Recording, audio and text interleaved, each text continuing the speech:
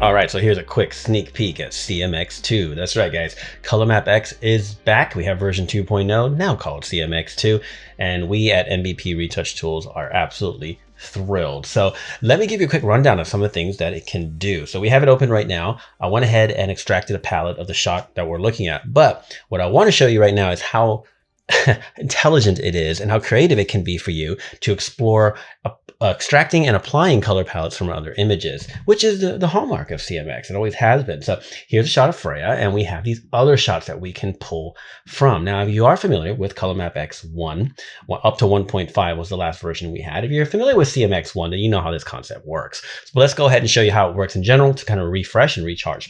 So let's take this beautiful autumn scene right here, and we're going to go to CMX2, and we're going to choose samples of, like, let's leave it on 5. You know what? Let's hit Analyze.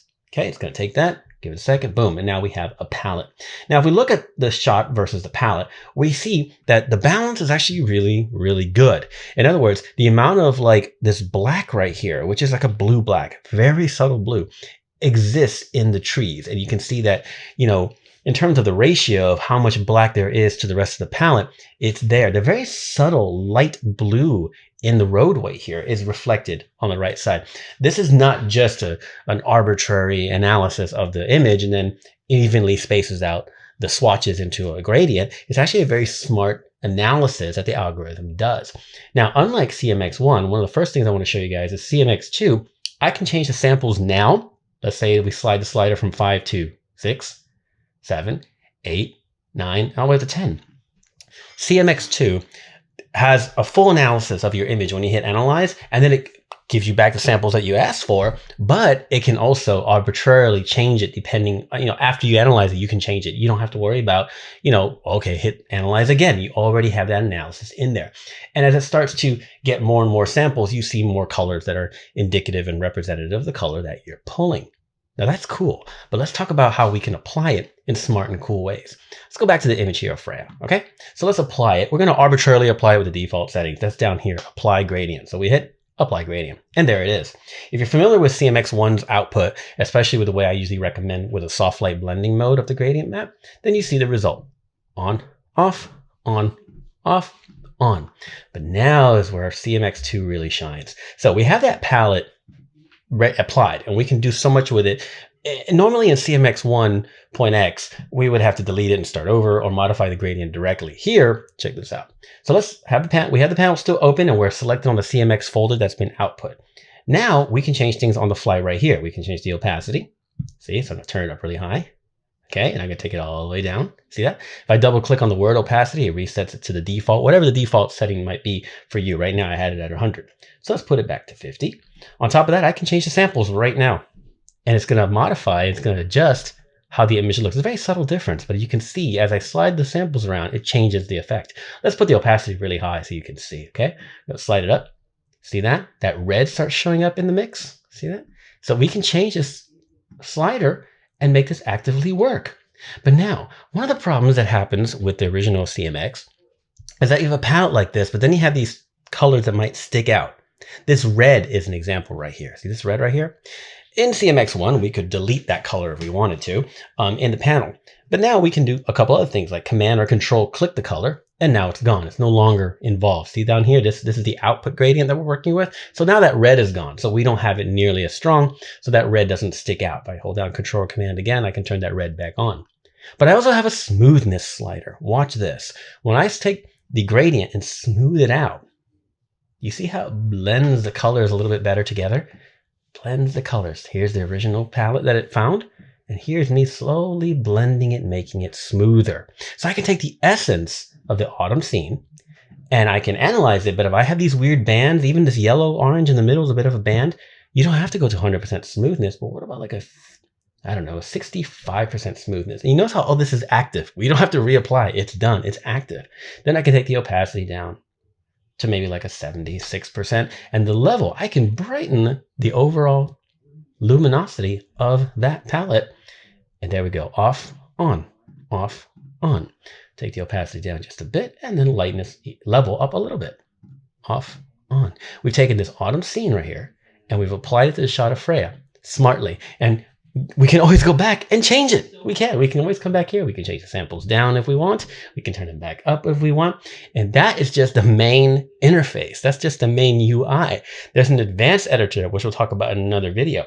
But let's check this out. Let's say we like this and we go, I like where this is going, but I'm not loving it. Maybe I don't want a warm scene. Let me go to this winter scene. So I can come here and say, analyze. And now I have this winter scene, right? Cool. Come back to this shot. CMX2 right here, this folder, hit apply gradient, and now I've got a winter scene applied to it. And I can smooth it out. If I want to get rid of this color, I can command or control click that one if I don't like it. I can smooth it out. I can take the samples down. The levels, I can darken it if I need to, can lighten it if I need to. Let's put it sort of here, and then we'll take the opacity back down. Just have a little bit more of the normal color. There we go. Off, on. Now we've got the the winter vibes along with the winter tonalities and tonal contrast that's involved in the shot too. But you see, instead of just take the palette and apply it, which was the old CMX, now we can apply the palettes and do lots of things with it. How about some extreme palettes? Let's do that. Let's come over here and we can choose a selection. So I'm going to use literally the lasso tool real arbitrarily. We're going to come in here and select some of this purple and pink. Okay, analyze. Now we have purples and pinks. There we go. We can come back to this shot and then we hit apply gradient. It'll replace it. We don't always have to replace, but for now we're going to replace it, right? Now we have this beautiful, crazy neon pinks and we've applied it to the shot and see what we get. But of course the opacity is a little strong, so we can tone that down.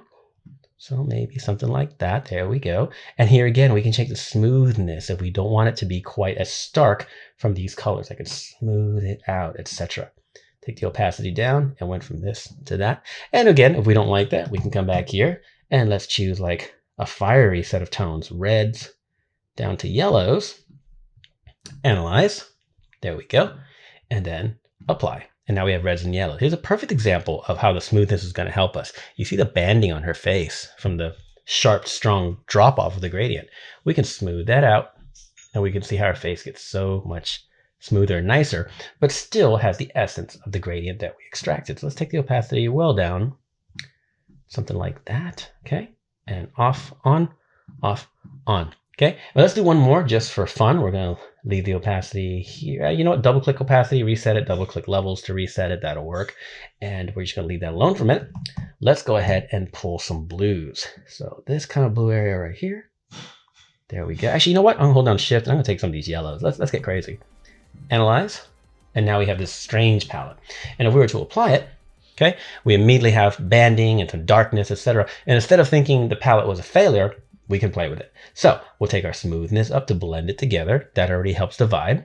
Take the opacity down, take the levels up, okay, and now we are taking a blue, yellow, orange vibe, and we are applying it, and it is working. Now from here, of course, we can continue adding other layers and do whatever we want in Photoshop like normal, but we can always come back in. Even if you save this layered file and open it up later, you can come back in when you open up the file, open CMX2 and hit get gradient. It'll extract the gradient metadata that's inside all this layers that's been applied, and then you can modify it later. And that, my friends, is just scratching the surface of what it can do.